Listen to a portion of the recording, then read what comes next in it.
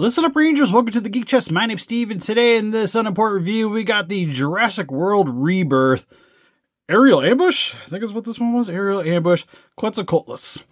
I always want to call this thing the Quetzalcoatl, which I know is technically like a dragon variant, but for some odd reason, it's just, I see the Quetzal, and it's just like, that's just what my brain goes towards. I've been calling it wrong for like the entire time, and then after watching Rebirth, I heard the right pronunciation. I was like, oh. But anyways, with these unimportant reviews, they go up on our Patreon advance. If you guys like to help support the channel and keep up to date with the videos, greatly would appreciate it. Finally get back around to doing some more of the Jurassic World one, so I figure we do the big bird here. Because after having seen the movie, I will say, no spoilers, but probably has my favorite kill of the movie. I thought it was very, very sweet without getting too elaborate. But I do like the action sequence that it had, where they have to go and get the DNA from the egg. But super sweet terror bird. It's kind of what I'm going to call it for this one. I think it's supposed to be the largest one on record, where they kept referencing it as pretty much the size of a jet that can eat you. And I will say, first and foremost, we don't have the package anymore. Not super important for this. We are mainly here for the action figure, which probably the weirdest thing about this thing is it has these cloth wings, which, odd choice. Well, not odd because of the gimmick, but because they could use maybe like some soft rubber to maybe try to replicate this. But I actually don't really mind the fabric all that much. It kind of makes it feel like a little bit more of a vintage figure with updated detailing. But we'll get into the gimmick first. So it's got two buttons on the back here. Top button is for the roaring feature.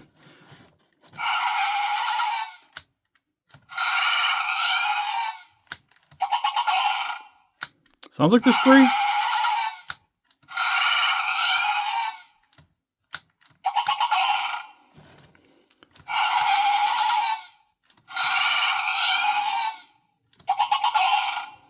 Okay, yeah, it sounds like there's three.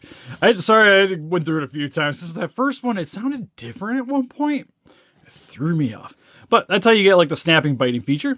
And then for the bottom one, when you have the wings locked into place, whatcha, it flies.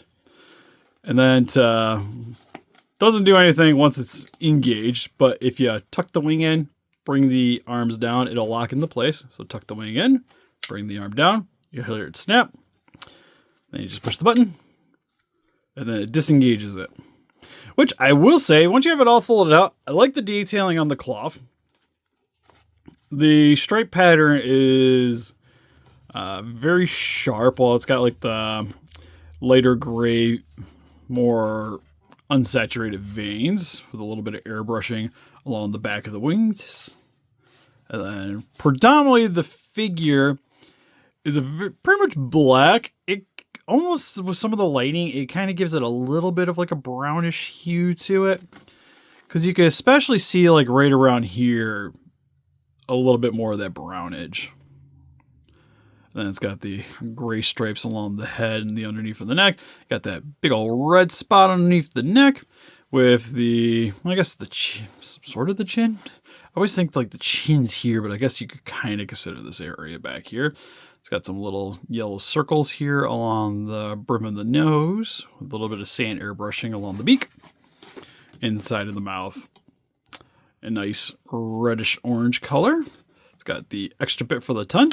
No teeth, to be expected. Black on the top of the beak. Under section, it's got the giant holes for the speaker box. Got its little feety claws here, which are actually articulated and painted, by the way.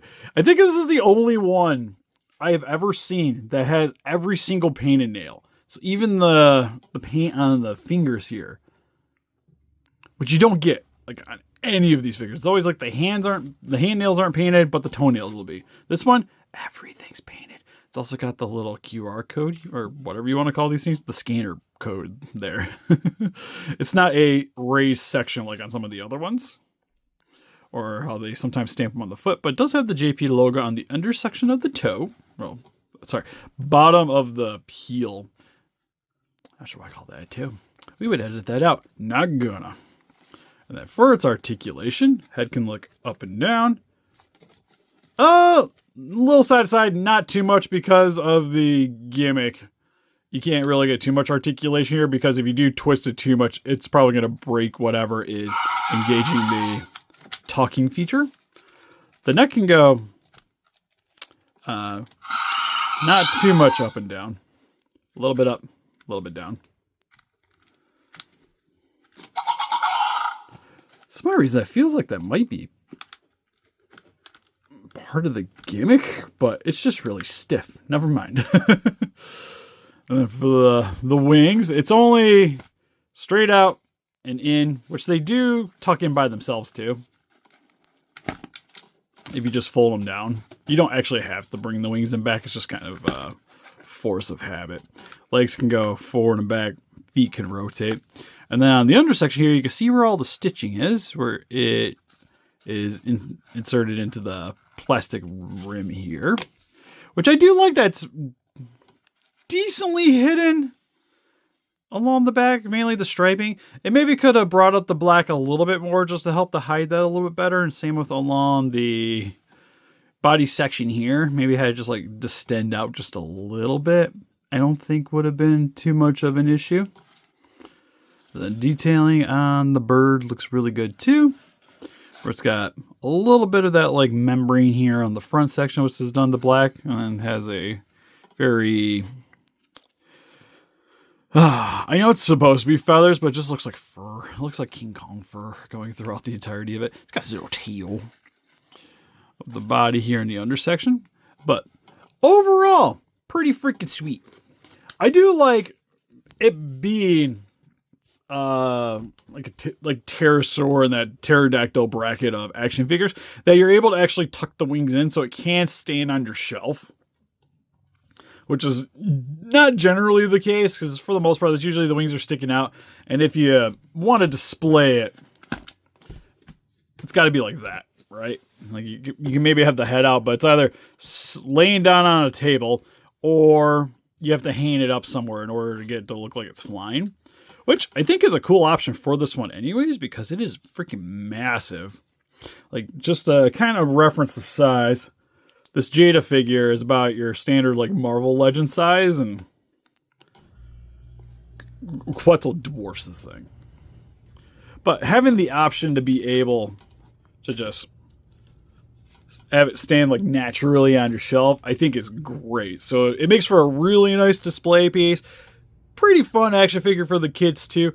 Not super worried about it getting damaged overall, especially with the soft goods wings.